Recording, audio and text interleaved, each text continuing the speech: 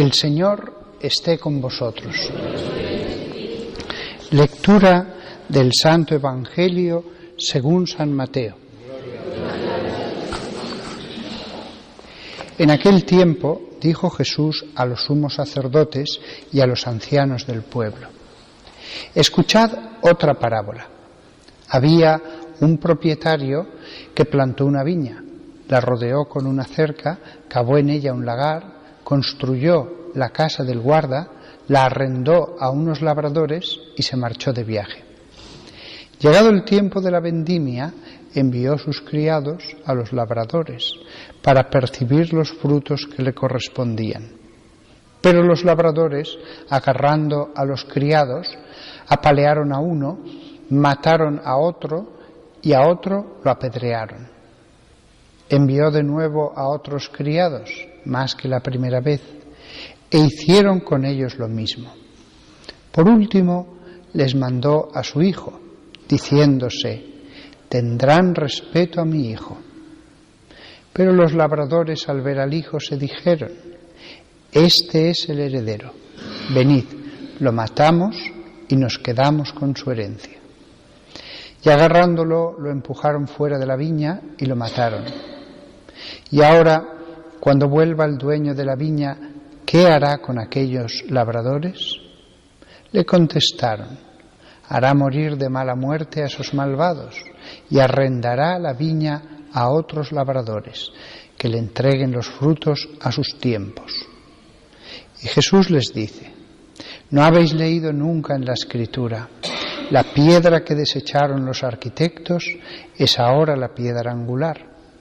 Es el Señor quien lo ha hecho. Ha sido un milagro patente.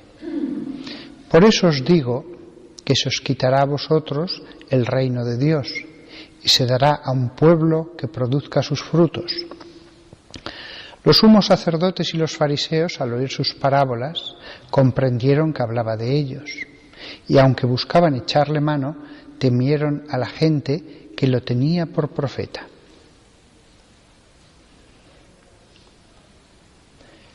Palabra del Señor.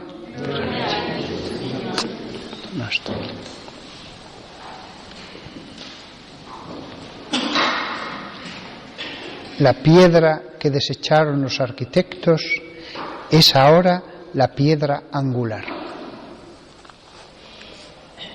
Me gustaría fijarme un momento en la expresión piedra angular. Angulum o angulus, que no recuerdo, angulus anguli, significa esquina, piedra de esquina. ¿Por qué la piedra de esquina era tan importante? Pues veréis, los antiguos de todas las culturas descubrieron que la parte de un muro que más sufre la erosión es la que está en la esquina. Ahora en nuestras ciudades eso no se nota, pero cuando en las poblaciones de hace siglos no había alcantarillado, cuando llovía una tormenta fuerte o una lluvia continua, se formaban regueros por las calles, a veces incluso pequeñas riadas en que se levantaba un palmo de agua y se convertía en un pequeño torrente la calle. Y ellos descubrieron que la zona que más sufría al cabo de 10, 20, 30 años la erosión era justo la de la esquina. Una esquina, no las 4 esquinas, porque siempre el edificio era una la esquina contra la que chocaba el agua de esa pequeña riada, ese pequeño torrente. Evidentemente, un edificio que tenga 4 esquinas o más, pues no tiene en las esquinas del lado opuesto, digámoslo así, las que están más altas u otras, no tiene el mismo choque del agua que la que esté peor situada. Por eso, y eso lo podemos ver en nuestra diócesis, en algunos pueblos, algunas de esas iglesias, justo en una de las esquinas, ponían la piedra más grande de todo el templo. Recuerdo que estuve diciendo misa en un pueblo, pero ahora no recuerdo cuál era, y allí se veía clarísimo. La piedra angular era muchísimo más grande que todas las demás. Y eso se debe a lo que acabo de decir. ¿Y por qué en el ángulo? No solo porque en el ángulo, con el remolino, se formaba más erosión, sino porque si cae la piedra que está en la base de la esquina, se derrumba toda la esquina. Mientras que ya más al interior del muro, si cae, aunque falte una piedra, se sostiene el muro. Podéis probar en esos muros a quitar una piedra y el muro se sostiene. Pero en la esquina no. Si cae en la esquina está sentenciado. Por eso los antiguos lo sabían muy bien esto. La esquina es lo importante y de las 4 esquinas, o más, hay edificios con más, siempre va a haber una que es la peor.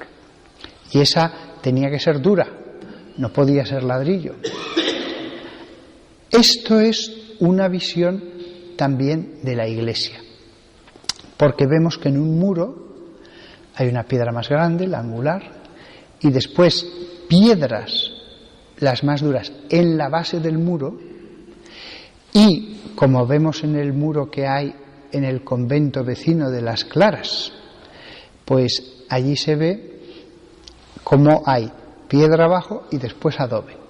Pero si haces todo el muro de adobe y es alto y es extenso, conviene poner cada varios metros un bloque de ladrillos cocidos que sostengan a los adobes. E incluso cada cierta altura volver a poner otra hilera de ladrillos cocidos. Y más arriba hay que poner un pequeño tejadito con tejas, porque hay que proteger al muro de la humedad por abajo, por eso se pone piedra, y por arriba, si se filtra por arriba, el muro también se desgasta por arriba. Con lo cual, cada vez que yo paso por esa tapia de Las Claras, pues yo veo en todo ese muro una representación de la Iglesia.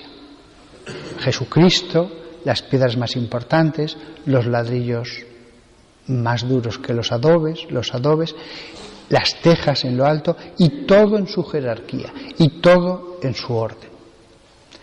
Con lo cual, estas palabras de Jesús iban más allá de pensar en un muro de piedra con una piedra más grande. No, estos muros de la antigüedad tenían variedad, tenían orden, tenían distintos materiales. Eran verdaderamente una representación de la Iglesia. Y Jesús, en las parábolas, que están muy bien pensadas, pone cosas que veamos continuamente para que nos acordemos de su palabra. Yo, al lado de este muro de las Clarisas, paso 2 veces al día y os aseguro, casi todos los días me acuerdo de las palabras de Jesús. La Iglesia, la Iglesia. Es un ejemplo de cómo las pequeñas cosas de la vida nos recuerdan las cosas celestiales. Y quien dice una parábola puede decir muchas parábolas, y al final todo recuerda a Dios, todo nos recuerda las cosas del más allá. Como por ejemplo, cuando veo la inmensa M de McDonald's, pienso María, y le digo una jaculatoria a la Virgen María. Cuando he empezado a decir jaculatorias a la Virgen María, me he dado cuenta cuántas M's de McDonald's hay por todas partes. Cuando veo Burger King, pienso Jesús es el Rey. King, Jesús es el Rey. Podéis buscar más cosas que en la vida ordinaria os lleven a acordaros del cielo, de Dios, a decir jaculatorias, una pequeña alabanza a Dios. Podéis escribir un versículo y ponerlo en la puerta de casa o de la nevera. Lo importante es que nos acordemos siempre de Dios. El Señor esté con vosotros, que siempre estemos bajo la mirada de Dios, que siempre estemos alabándole al Señor. Hoy ha sido este ejemplo de cómo un muro nos puede recordar a Cristo y su Iglesia todos los días, como en mi caso me pasa. Que la Virgen María siempre nos enseñe pequeños trucos para que nuestro corazón esté adorando a Dios todo el tiempo.